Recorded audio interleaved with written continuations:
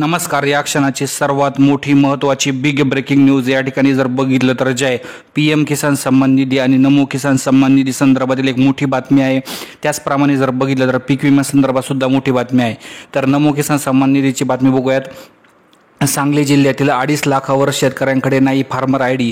विविध योजनांपासून वंचित राहावे लागणार. तर हा फार्मर ID जो आहे तो संपूर्ण महाराष्ट्रासाठी आहे. यामध्ये जर बघितलं तर शेतकऱ्यांना ॲग्रिस्टॅकवर नाव नोंदणी करायची आहे. लवकरात लवकर नाव नोंदणी करून घ्या. यानंतर जर बघितलं तर जे नमो किसान सन्मान निधी योजनेचा हप्ता तुम्हाला मी सांगितलं होतं की जून जुलैमध्ये मिळू शकतो. तर त्याची एक मोठी अपडेट समोर आलेली आहे. तर जून महिन्याच्या शेवटच्या आठवड्यामध्ये जे हा हप्ता शेतकऱ्यांच्या बँक खात्यावर क्रेडिट होणार आहे. डायरेक्ट डेबिटने क्रेडिट होणार आहे.